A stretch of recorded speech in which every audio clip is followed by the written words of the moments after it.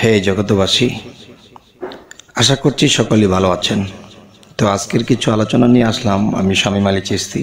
সেই আলোচনাটি হলো কি, যে আমরা টুপি পরি, পাঞ্জাবি পরি বা জুব্বা পরি, পাগড়ি পরি। তো এই যে কিছু একটা বিষয়, এটা আমরা কেন করি? এটা এজন্যই করি যে হযরত মুহাম্মদ সাল্লাল্লাহু আলাইহি সাল্লাম তিনি এগুলো পরিধান করতেন। টুপি, জুব্বা, পাগড়ি। আরেকটা জিনিস ব্যবহার করতেন, তিনি দস্তরখানা বিছিয়ে খাওয়া দাওয়া করতেন। তো আজকের যে আলোচনাটি যে খুবই গুরুত্বপূর্ণ হবে ইনশাল্লাহ। তো আশা করব আপনারা ভিডিওটি স্কিপ করবেন না, পুরোপুরিটি শুনবেন যে হযরত মুহাম্মদ সাল্লাল্লাহু আলাইহি সাল্লাম কেন এগুলো পরেছিলেন। তো এখন সেই কথাটি হল, দেখেন, হযরত মুহাম্মদ সাল্লাল্লাহু আলাইহি সাল্লাম প্রয়োজনের বাহিরে কোনো কিছু করেননি, প্রয়োজন ছাড়া তিনি কিছুই করেননি। তাহলে প্রথম আসি যে টুপিটা হযরত মুহাম্মদ সাল্লাল্লাহু আলাইহি সাল্লাম কেন পরতেন। দেখেন যে আমাদের বাংলাদেশটা কিন্তু মরুভূমির দেশ না, পিচ ঢালাই রাস্তাঘাট। তো মরুভূমিতে যখন হাঁটতেন চলতেন তখন দেখা যায় প্রচুর পরিমাণে বাতাসের সাথে বালু আসতো। তখন দেখা যায় মাথার চুলের মধ্যে যখন বালুগুলো পড়তো কিচিরমিচির করতো এবং শরীরে একটা খিতখিত লাগতো। এবং দেখা গেছে এত বাতাস আর এতই বালুচরের বিষয়টা, তখন দেখা যায় নবী সমস্যা অনুভব করত। তখন তিনি কি করলেন, একটি টুপি তৈরি করলেন। তো আমরা যে ডিজাইন করে টুপি পরি, আসলে এরকম টুপি নয় যে মাথারটাকে ঢাকনা দেওয়ার জন্য যতটুকু দরকার অতটুকু ঢাকনা দিয়ে তিনি টুপিটা পরেছিলেন। আচ্ছা, তারপর যে আমরা যে বর্তমানে টুপি পরি, আমাদের দেশে কিন্তু ওরকম বালু উড়ে না। আমাদের পিচ ঢালাই রাস্তাঘাট, এখানে ওরকম পরিমাণে বালু নেই, তারপরেও পরি। আচ্ছা, যাই হোক, এবার আসি জুব্বা। তো এই জুব্বাটা নবীজি আগের দিনে তো অতটা পাতলা কাপড় ছিল না, তো যেমনটাই ছিল অনেক বড় জুব্বা পরতো। এবং জুব্বার উপরে দেখা গেছে, আমরা যখন দেখি একটা লোক যখন হজ করতে যায় বা সৌদিয়ানরা পরে, যে মাথার মধ্যে একটা স্প্রিং দেওয়া আছে আর রুমালটা দেওয়া আছে। তো ওই রুমালটা ব্যবহার করতেন হযরত মুহাম্মদ সাল্লাল্লাহু আলাইহি সাল্লাম।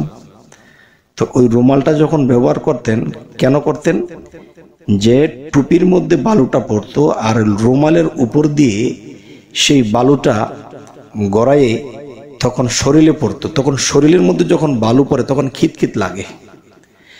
তখন একটা জুব্বা যখন পরা হয়েছে, তখন টুপির মধ্যে বাড়ি খেয়ে বালুটা ওই রুমালের মধ্যে লেগেছে। আর একটা বিষয় হলো, রুমালটা কিন্তু মাথার মধ্যে বর্তমানে স্প্রিং দিয়ে আটকাতে হয়। আর তখন নবী স্প্রিং কোত্থেকে পাবে, সেই যুগ তো তখন ছিল না। তখন গাছের লত দিয়ে মাথার মধ্যে একটা পেঁচ দিয়ে দিত, তাহলে আর রুমালটা উড়ে যাইতো না। প্রচন্ড বাতাস এবং বালু উড়ছে, তখন কি হলো, যে সেই রুমালটাকে আটকানোর জন্য সে একটা গাছের লত ব্যবহার করতেন। আচ্ছা, তাহলে রুমালটা স্থির থাকতো।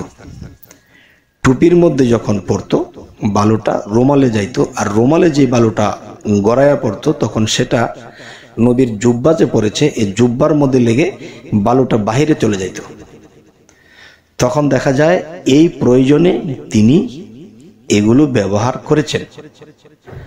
আচ্ছা, এবার আসি দস্তরখানা। আর হযরত মুহাম্মদ সাল্লাল্লাহু আলাইহি সাল্লাম এত বড় দস্তরখানা ব্যবহার করতেন, 4-5 মানুষ দস্তরখানাটা বিছিয়ে 4-5 মানুষ এখানে বসে তারপর তিনি খাবার দাবার খাইতেন। কেন?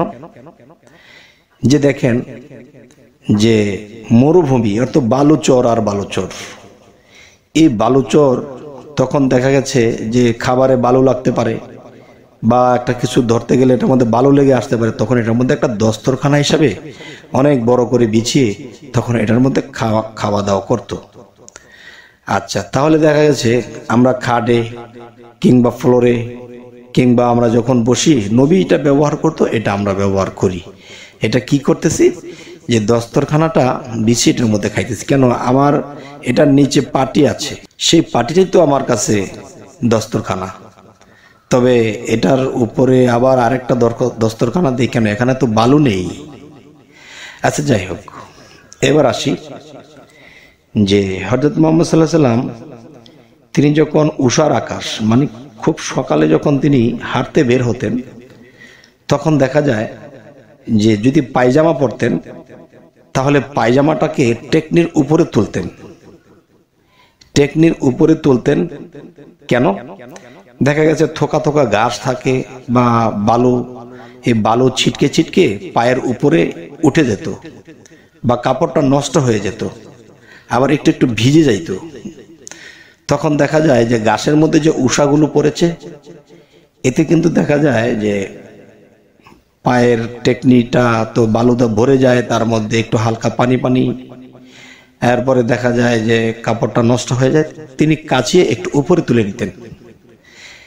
তো এই যে কাচিয়ে উপরে তুলে নিতেন হযরত মুহাম্মদ সাল্লাল্লাহু আলাইহি সাল্লাম, তিনি কিন্তু প্রয়োজনে করতেন এটা। তো এখন দেখা যায় মুসল্লিরা যখন নামাজ পড়ে তখন টেকনির উপরে কাপড় তুলে পড়ে, কেন, এখানে কি বালু আছে, এখানে কি পানি লাগবে। যাই হোক, এই হলো একটা বিষয়। আরেকটা বিষয় হলো, দেখেন যে হাদিস শরীফ বলতে কি, এটাকে গ্রন্থই বলা উচিত, সব জিনিসকে হাদিস বলা উচিত নয়। যে নবীজি হযরত মুহাম্মদ সাল্লাল্লাহু আলাইহি সাল্লাম থেকে যে সহিহ হাদিসগুলো এসেছে, তো কিছু কিছু মিক্সচার হাদিস আছে, এগুলোর মধ্যে কিছু কথা লাগিয়েছে যে যদি টেকনির নিচে কেউ কাপড় পরে তাহলে নাকি তার নামাজ হবে না, এবং টেকনির উপরে কাপড় পরতে হবে। আরো কিছু হাদিস এটার উপরে দেওয়া হয়েছে। তা এখন কথা হলো যে টেকনির উপরে কাপড় পরার মধ্যে যে উদ্দেশ্য ছিল নবীর, আমরা কোন উদ্দেশ্যে উঠাইতেছি। আচ্ছা, এই হলো একটা বিষয়। আরো একটি বিষয় হলো কি, দেখেন বহু বহু নবী রাসূলদেরকে দিয়ে আল্লাহ তাআলা এদেরকে দিয়ে দুম্বা, ভেড়া, খাসি লালন পালন করাইছে। তো লালন পালন করানোর উদ্দেশ্য কি, হযরত মুহাম্মদ সাল্লাল্লাহু আলাইহি সাল্লাম ছাগল পালতেন, ছাগলের রাখাল ছিলেন তিনি। তাহলে যে আরো বহু নবীদেরকে দিয়েও ছাগল পালিয়েছে। যেমন একজন নবীর কথা বলা হয়েছে, সেই নবীর নবুয়তটা আসবে আসবে বলে কিন্তু আসছে না, সেই নবুয়তটা সে পেয়ে যাবে বলে আসছে না। তো হঠাৎ সে যে ছাগল এগুলা চড়াইতো, তখন সকল ছাগল নিয়ে ঘরে বেঁধে বেঁধে রাখছে, কিন্তু একটা পুচকে ছাগল, সে লাফালাফি করে তাকে দৌড়ে ধরতে পারে না। তখন তাকে ধরতে গিয়ে দেখা গেছে যে পড়ে গেছে, ছিলে বেলে গেছে, বুক ছিলে গেছে। তখন নবীজির আরো বেশি জিদ উঠে গেছে। আচ্ছা, তখন সে ভাবতেছে রাগে যে এইটাকে যদি ধরতে পারি না, আছাড় দিয়ে মেরেই ফেলবো। তো অনেক বুক টোক ছিলে, অনেক কষ্ট করে সে ছাগলটাকে ধরেছে, বাচ্চাটাকে ধরার পরে কি হলো, সে মাথায় তুলেছে, আছাড় দিয়ে মেরে ফেলবে। তো মাথার মধ্যে তুলে আস্তে করে মাটিতে ফেলা যায়। আস্তে করে যখন ছাগলের বাচ্চাটাকে মাটিতে ফেলাইলো, তখন ছাগলটাকে তো আর মারলো না। ওই মুহূর্তে জিবরাইল এসে হাজির। সে বলতেছে, আপনি এই মাত্র নবুয়ত লাভ করলেন, নবুয়ত পাশ করলেন। কেন? যে এই ছাগলটাকে আপনি মনস্থর করেছিলেন মেরে ফেলবেন, কিন্তু এই রাগটাকে মাটি করেছেন, মাটি করার পরে মাথার থেকে ছাগলটা আস্তে করে রেখেছেন। এই মাত্র আপনি নবুয়ত লাভ করলেন। যে এই পৃথিবীতে কত ধরনের মানুষ, ছাগলের মতো, গরুর মতো, মানে বিভিন্ন মানুষজন একজন নবীজির কাছে আসে, মুরিদ হয়, বায়াত হয়, তখন তারা কিন্তু ভক্ত উম্মত, তারা কিন্তু দেখা যায় যে উল্টাপাল্টা করবে, উল্টাপাল্টা চলবে। তখন গুরুর রাগ হয়ে গুরু তাদের একটা ক্ষতিও করে ফেলতে পারে। তখন আপনি যেহেতু মাথায় তুলেছেন, আস্তে করে রেখেছেন, এই মাত্র আল্লাহ আমাকে সংবাদ দিয়ে দিল যে সে পরীক্ষা পাশ করেছে, তাকে নবুয়ত সে পেয়ে গেছে, তাকে জানিয়ে দেওয়া হোক। তবে হে জগৎবাসী, যে এই পশু পালিয়ে কি বোঝানো হলো? উম্মত ভক্তরাই গরু, ছাগল, ভেড়া। তাহলে এরা কত ধরনের ডিস্টার্ব করবে, কিন্তু ডিস্টার্ব অনুভব করবে না। আচ্ছা, যাই হোক, হযরত মুহাম্মদ সাল্লাল্লাহু আলাইহি সাল্লাম যখন ছাগল চড়াতেন, তখন অনেকগুলো ছাগল, তো এখন অনেকগুলা ছাগলের রশি হাতে নিয়ে সে হাতের মধ্যে কতক্ষণ নিয়ে ঘুরবে রশি। তখন সেই ছাগলের রশিগুলো দেখা যায় মাথার মধ্যে একটা পেঁচ দিয়ে রাখতেন, 2-3টা পেঁচ দিয়ে রাখতেন। তখন দেখা যায় পিছনে যে ছাগলের যে খুঁটিগুলো আছে রশির সাথে, এই খুঁটিগুলো কিন্তু তখন আর পেঁচ দেওয়া যায়নি, তখন পিছন দিয়ে এই খুঁটিগুলো ঝুলেছে। তাই এখন বর্তমানে যারা পাগড়ি পরে দেখবেন পিছন দিয়ে কতটুকু কাপড় ঝুলতে থাকে। তো আমি একজন মাওলানা সাহেবকে জিজ্ঞাসা করলাম যে পাগড়ি পরতে হবে, পরেছি, ভালো কথা, নবীর সুন্নত, কিন্তু পিছনের ঝুলন্ত কাপড়টুকু কি? তখন তিনি চুপ আছেন, কিছুই বলছেন না। কিছুক্ষণ পরে বলে যে আমরা যেরকম পেয়েছি এরকমই তো করতেছি। তখন আমি বললাম, শুনেন, এই পাগড়ি জিনিসটি, বিষয়টা হলো যে নবীজি যখন ছাগল চড়াতেন তখন সেই রশিটা কিন্তু মাথায় পেঁচ দিতে পেরেছেন, কিন্তু খুঁটিটা তো আর পেঁচানো যায় না, তাই পিছন দিয়ে এটা জ্বলেছে। আর যে পাগড়ির নিচের যে জ্বলন্ত যে কাপড়টা, এটা নবীজির খোঁটা জ্বলেছিল, আর আমরা কি কাপড় ঝুলাইতেছি। তাহলে নবীজি কিন্তু প্রয়োজন ছাড়া কোনো কিছুই করেনি। তাই আমরা কিন্তু দেখা দেখি করি, আর এই দেখা দেখি ইবাদত যখন আমরা করব, একদিকে আমরা হলাম কি বাচ্চা মানুষ, যে বাবা মা যা বলে যা করে ঠিক তেমনই বাচ্চারা করে। তো আজকের যে কথাটি, যে দেখা দেখি না, আমাদের চলতে হবে জ্ঞানে, জ্ঞান দিয়ে চলতে হবে।